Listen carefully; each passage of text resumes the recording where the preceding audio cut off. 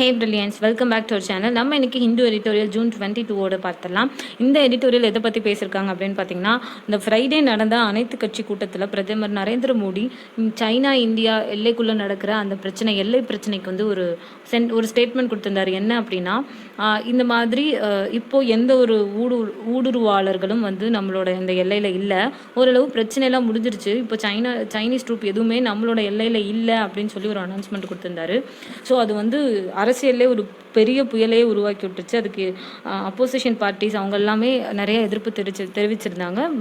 நம்மளும் நிறைய எதிர்ப்பு தெரிவிச்சிருந்தோம். ஸோ அந்த ஸ்டேட்மெண்ட் எந்த அளவுக்கு ஒரு யோசிக்காமல் ஒரு மோடியாக ஒரு கவர்மெண்ட் சைடுன்னு சொல்லப்படக்கூடிய ஒரு ஸ்டேட்மெண்ட், எந்த ஒரு யோசனையுமே இல்லாமல் எப்படி இந்த மாதிரியெல்லாம் பேசுகிறாங்க அப்படிங்கிறத தான் இந்த எடிட்டோரியலில் சொல்லியிருப்பாங்க. வாங்க பார்த்தலாம்.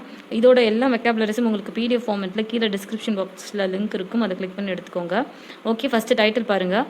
Last in clarifications on Modi's LAC statement.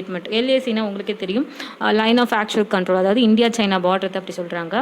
Okay, அந்த பிரச்சனையை பற்றி அவர் சொன்ன அந்த ஸ்டேட்மெண்ட்டில் ஒரு கிளாரிஃபிகேஷனே இல்லை.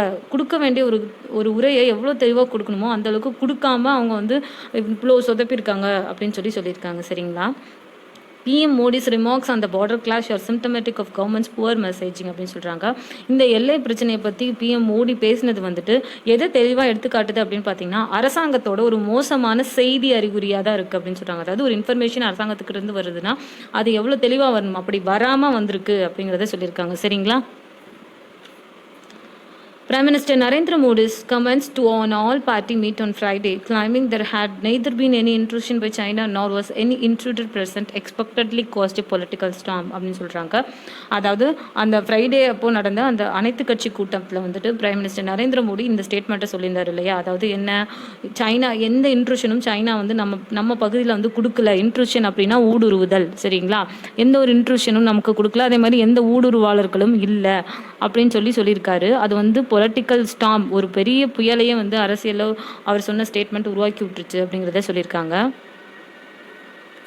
Not only was the violence on that night of June 15 that claimed 20 Indian soldiers, triggered by China erecting structures on India's side of the LAC in the Galwan Valley, Chinese troops still remain present on Indian territory elsewhere in Ladakh, including on northern bank of Pangong Lake அப்படின்னு சொல்கிறாங்க. So இந்த violence வந்து June 15 அன்னைக்கு நடந்த violence நம்ம எல்லாத்துக்குமே தெரியும். நம்மளோட வீரர்கள் நிறைய பேர்த்து நம்ம இழந்திருந்தோம். ஸோ இது வந்து இந்த மாதிரி நம்மளோட அந்த 20 இந்தியன் சோல்ஜர்ஸ் அவங்களோட அந்த ஒரு இழப்பு மட்டுமே வந்து தூண்டிவிடப்பட்டதா தெரியல.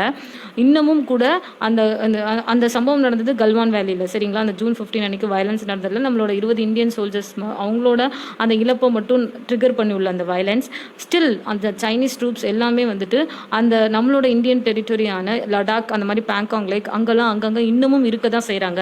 அப்படி இருக்க சமயத்தில் தான் மோடி வந்து அப்படி யாருமே இல்லைன்னு சொல்லி இந்த ஸ்டேட்மெண்ட்டை சொல்லியிருக்காரு. சரிங்களா? அப்போ பார்த்துக்கோங்க எப்படி இருக்குன்னு. ஸோ இது வரைக்கும் படிச்சிருவோம். After the problems with his remarks were highlighted by the opposition, the Prime Minister office was moved to issue a much needed clarification on Saturday, stating the PM was only referring to the situation in the Galwan Valley as a consequence of the bravery of our armed forces that foiled a Chinese transgression அப்படின்னு சொல்லியிருக்காங்க. Okay, அதில் அந்த transcription கடைசியில் red கலரில் highlight ஆகிருக்குல்லே, அந்த word அப்படின்னா என்னன்னு பார்த்துட்டு நம்ம இதுக்கான மீனிங் பார்த்தலாம். வரம்பு மீறி போதல், அதை தான் வந்து டிரான்ஸ்கிரஷன் சொல்லுவாங்க. அந்த லிமிட்டை தாண்டி போகிறது. சரிங்களா? ஓகே, இந்த மாதிரி எதிர்கட்சிகளால் வந்து மோடி சொன்ன ஒரு ஸ்டேட்மெண்ட்டை வந்து ஒரு எதிர்ப்பாக கிளம்புனதுக்கு அப்புறமே சாட்டர்டேவே என்ன பண்ணிட்டாங்க அப்படின்னு பார்த்தீங்கன்னா, அந்த ஸ்டேட்மெண்ட்டுக்கு வந்து அதாவது இந்த மாதிரி எதிர்ப்பு கிளம்புனது வந்து அவங்கள வந்து அந்த ஸ்டேட்மெண்ட்டுக்கு ஒரு கிளாரிஃபிகேஷன் கொடுக்க வச்சிருச்சு. அவங்கள அந்த நிலைமைக்கு தள்ளிடுச்சு. அவங்களாம் தரல, இந்த மாதிரி இப்படி ஒரு புயல் கிளம்புனால அவங்க ஒரு கிளாரிஃபிகேஷன் கொடுத்தாங்க அடுத்த நாளே சாட்டர்டேவே. என்ன அப்படின்னா, நாங்கள் வந்து என்ன அர்த்தத்தில் சொன்னோம் அப்படின்னா, சைனீஸ் ட்ரூப்ஸ் அங்கே யாருமே இல்லை நம்ம ஏரியாவில் அப்படின்னு எதுக்கு சொன்னோம் அப்படின்னா, நம்மளோட ஆர்மி நம்மளோட ஆர்ம்டு ஃபோர்ஸஸ் எல்லாம் அவ்வளோ பிரேவரியாக போல்டாக ஸ்ட்ராங்காக வந்து அந்தளவுக்கு செயல்பட்டு அவங்களெல்லாம் போக வச்சுட்டாங்க அப்படிங்கிறத தான் நாங்கள் இன்டைரக்டாக எப்படி சொன்னோம் அப்படின்னு சொல்லி அதுக்கு ஒரு கிளாரிஃபிகேஷன் கொடுத்துருக்காங்க. சரிங்களா? ஓகே, இதை சொல்லியிருக்காங்க. இப்போ நெக்ஸ்ட் பார்ப்போம். நெக்ஸ்ட் இங்கேருந்து ஃபுல்லாக பார்த்துலாம். Even if the PMO attributed the political storm to a mischievous interpretation, it is more than clear that the PM did not choose his words carefully. Prime minister office இல்லையா, so அங்கேருந்து இந்த மாதிரி ஒரு clarification வந்தது மோடி சைடில் இருந்து. அப்படி வந்ததுக்கப்புறமே என்ன சொல்கிறாங்க அப்படின்னு பார்த்தீங்கன்னா, இந்த மாதிரி ஒரு என்ன தான் வந்து இந்த மாதிரி இந்த ஒரு சர்ச்சைக்கு வந்துட்டு நீங்கள் முற்றுப்புள்ளி வைக்க முற்பட்டாலும் நீங்கள் வந்து வார்த்தைகளை வந்து சரியாக தேர்ந்தெடுத்து பேசலாம் அன்றைக்கு அப்படிங்கிறது தான் உண்மை அப்படிங்கிறத சொல்லியிருக்காங்க. சரிங்களா? ஓகே, இதில் அந்த ப்ளூ கலரில் ஹைலைட்டாக இருக்கு இல்லையா,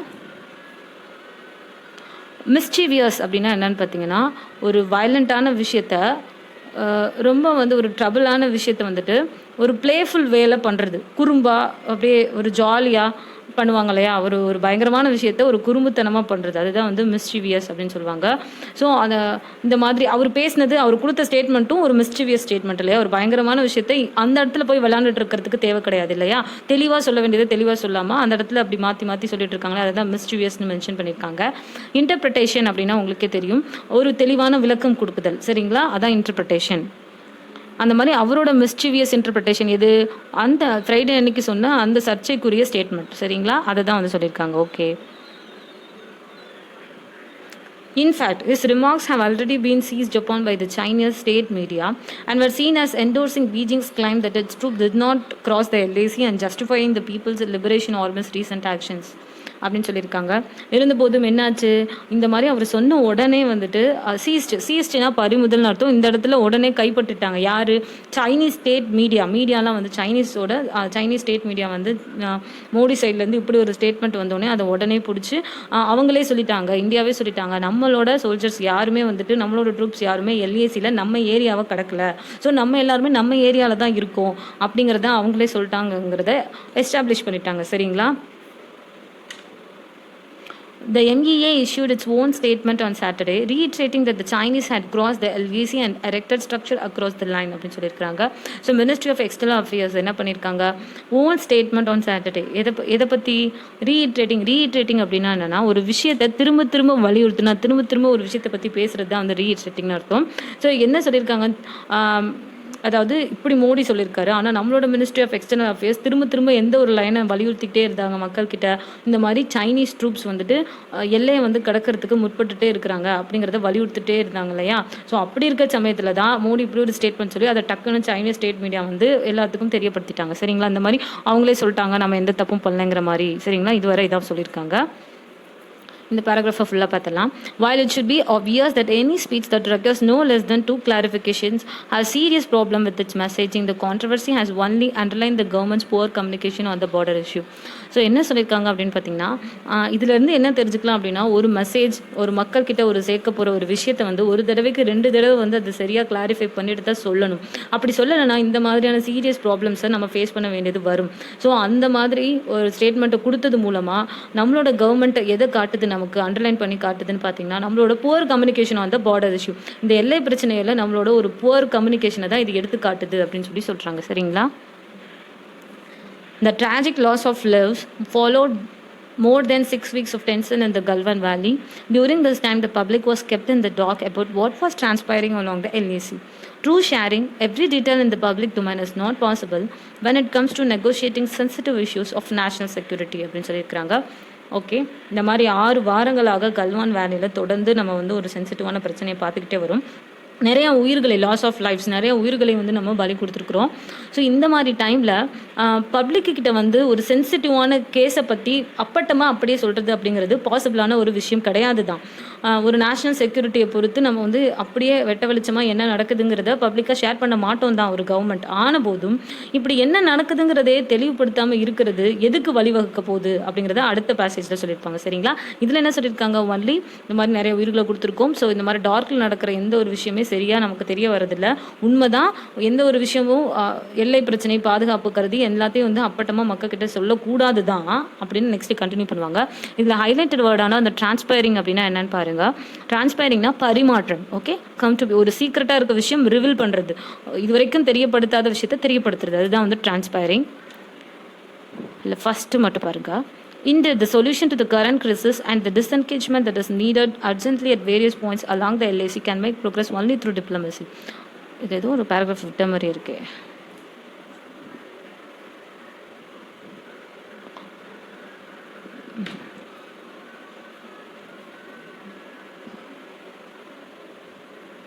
Indeed, the solution to the current crisis, so அந்த பேராகிராஃப்கான மீனிங் வந்து நம்ம பார்த்துருவோம். ஓகே, என்ன சொல்கிறாங்க, உண்மையிலே பார்த்தீங்கன்னா இந்த ஒரு கரண்ட் கிரீசஸ்னால் பிரச்சனை, ப்ராப்ளம், ரைட்? இந்த ஒரு கரண்ட் இஷ்யூக்கு சொல்யூஷன் வந்து எங்கே இருக்குது? சொல்யூஷன் வந்து கண்டிப்பாக என்னவா இருக்கும் அப்படின்னு பார்த்தீங்கன்னா, இந்த மாதிரி நம்மளோட அந்த பார்டரில் எல்ஏசியில் இருக்கக்கூடிய வேரியஸ் பாயிண்ட்ஸில் இருக்கக்கூடிய பிரச்சனைக்குரிய அந்த ட்ரூப்ஸ்லாம் செட்டில் ஆயிருக்காங்க இல்லையா, சைனீஸ் ட்ரூப்ஸ்லாம் அங்கங்கே வந்து அவங்களெல்லாம் டிஸ்என்கேஜ்மெண்ட், அதாவது அவங்கள திருப்பி அனுப்புறது மூலமாக தான் இதுக்கான சொல்யூஷன்ஸை நம்மளால் கொண்டு வர முடியும். இது வந்து எப்படி பண்ண முடியும்னு பார்த்தீங்கன்னா, can make progress only through diplomacy அப்படின்னா ரெண்டு பக்கமும் சாராமல் ஒரு விஷயத்தை பேசுகிறாங்க, உனக்கும் இல்லை எனக்கும் இல்லை அப்படின்னு சொல்லி ஒரு நடுநிலைமையாக பேசுகிறது தான் டிப்ளமசின்னு சொல்லுவாங்க. ஸோ அந்த மாதிரியான ஒரு பேச்சுவார்த்தை மூலமாக தான் கொண்டு வர முடியும் அப்படிங்கிறத சொல்லியிருக்காங்க. At the same time, a blanket of silence hardly serves the government interest. The absence of timely and credible information will only fuel speculation and alarm அப்படின்னு சொல்லியிருக்காங்க. ஸோ இந்த மாதிரி blanket of silenceனால் ஒன்றுமே இல்லை, கம்ப்ளீட் சைலன்ஸ் தான். இந்த மாதிரி பிரச்சனை போயிட்டு இருக்க சமயத்தில் ஓகே, நம்ம போன பேசேஜில் பார்த்தோம் இல்லையா, இந்த மாதிரி சில சீக்கிரட்டை வெளியில் சொல்லக்கூடாதுதான் பார்த்தோம் இல்லையா. ஸோ இருந்தாலும் இந்த மாதிரி சமயத்தில் இந்த மாதிரி கம்ப்ளீட்டாக கொஞ்சம் கூட ஷேர் பண்ணாமல் கம்ப்ளீட்டாக இருக்கிறது வந்து எதை தான் தூண்டி விட போகுது அப்படின்னு பார்த்தீங்கன்னா, ஸ்பெக்குலேஷன் அண்ட் அலாரம். ஸ்பெக்குலேஷன் அப்படின்னா என்னன்னு பார்த்தீங்கன்னா, ஒரு ஊகம், அதாவது இப்படி நடந்திருக்குமோ அப்படின்னு நம்ம ஒரு யூகிப்போம் இல்லையா. ஸோ அந்த மாதிரி தேவையில்லாத யூகத்துக்கும் தேவையில்லாத பிரச்சனைகளுக்கும் தான் இந்த சைலன்ஸ் வந்து வழிவகுக்கும். ஸோ கொஞ்சமாவது உண்மைகளை ஷேர் பண்ணணும் அப்படின்னு சொல்கிறாங்க. The silence has also triggered unseemly domestic politics and the blame game at a time when India is confronting possibly its biggest national security challenge since Kargil. இது வரைக்கும் தான் பார்க்க போகிறோம். ஸோ என்ன சொல்லியிருக்காங்க அப்படின்னு பார்த்தீங்கன்னா, இந்த ஒரு அமைதி வந்துட்டு எதை தூண்டி விடுது? ட்ரிகர்ட் அப்படின்னா தூண்டி விடுதல், சரிங்களா?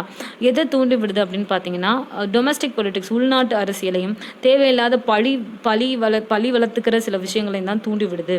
ஸோ இப்போ வந்து இந்தியா என்ன ஒரு சுச்சுவேஷனில் இருக்குது அப்படின்னு பார்த்தீங்கன்னா, தன்னோட நேஷனல் செக்யூரிட்டியை வந்து நிரூபிக்க வேண்டிய ஒரு டைமில் இருக்குது. கன்ஃபரண்டிங் அப்படின்னா எதிர்கொள்கிறது, ஒரு விஷயத்தை எதிர்கொள்ள வேண்டிய நிலைமையில இருக்கு. சின்ஸ் கார்கில் நம்ம எல்லாத்துக்குமே தெரியும் இல்லையா. ஸோ கார்கில் பிரச்சனையில இருந்தே இப்போ வரைக்குமே இந்தியா வந்து தன் நிறைய பிரச்சனைகளை, இந்த மாதிரி எல்லை பிரச்சனைகளை எதிர்கொண்டுட்டு இருக்கு. ஸோ இந்த சமயத்தில் வந்து இந்த மாதிரி அமைதியாக இருக்கிறது அப்படிங்கிறது எதை தான் தூண்டிவிடும்? அது ஒரு உள்நாட்டு அரசியல் பிரச்சனைகளையும் மற்றவங்க ஒருத்தர் மேலே பழி போட்டுக்கிற ஒரு கேமையும் தான் தொடங்கி வைக்கும் அப்படிங்கிறத சொல்றாங்க. Friday's all-party meet was certainly a step in the right direction, even it perhaps came a few weeks too late. India's China policy may be approaching a significant and inflection point as 1988, which marked the normalization of ties after 1962 அப்படின்னு சொல்கிறாங்க. அதாவது இந்த Friday அப்போ நடந்த இந்த அனைத்து கட்சி கூட்டம் அப்படிங்கிறது ஒரு சரியான ஒரு டைரக்ஷனில் போகக்கூடிய ஒரு சொல்யூஷன் கொடுக்கக்கூடிய ஒரு மீட்டிங் தான். என்ன லேட்டாகவே வச்சாலும் இது வந்து ஒரு நல்ல விஷயம் தான் அப்படின்னு சொல்கிறாங்க. Even if it perhaps game late. So ரொம்ப லேட்டாக இவ்வளோ நாள் பிரச்சனைக்கு அப்புறம் தான் இந்த ஒரு அனைத்து கட்சி கூட்டத்தை கூட்டி இந்த ஒரு சொல்யூஷன் கொண்டு வரதுக்கு முற்படுறாங்க. ஸோ லேட்டாக வந்தாலும் இது ஓகே, ஓரளவு ஏற்றுக்கக்கூடிய ஒரு மீட்டிங் தான். அதே மாதிரி இந்த இந்தியா சைனா அப்படிங்கிற அந்த பாலிசி மேக்கிங், எது நமக்குள்ள ஒரு சொல்யூஷன் கொண்டு வர அந்த பாலிசி மேக்கிங் வந்து 1988 அப்புறம் 1988 அப்போ நடந்த அந்த ஒரு பிரச்சனை, அப்போ நடந்த ஒரு ஒப்பந்தத்தை சுட்டி காட்டுற மாதிரி தான் இப்போ நடக்கிற அந்த விஷயங்கள் வந்து அமையுது. Which marked the normalisation ties after. அப்போ 1962க்கு அப்புறம் நம்ம வந்து அந்த ஒத்துமையாக இருக்கணும், பார்டர் பிரச்சனை வரக்கூடாதுன்னு நம்ம முற்பட்ட அந்த ஒரு காலகட்டத்தை தான் நமக்கு ஞாபகப்படுத்துது அப்படின்னு சொல்கிறாங்க. Crafting the way ahead for the relationship after the worst violence since 1967 will require a measured appraisal of how to purposefully engage India's biggest and most powerful neighbor. This cannot happen by being in denial or by attempting obscure facts. And the first step to a solution is the realization of the nature and the magnitude of the problem. இல்லை அந்த obscure அப்படின்னா என்னன்னு பார்த்தீங்கன்னா, தெளிவற்ற ஒரு விஷயம், தெளிவற்ற அப்படிங்கிறது தான் வந்து ஒரு அன்சர்டனிட்டி, அதை தான் வந்து அப்ஸ்க்யூர் அப்படின்னு சொல்லுவாங்க.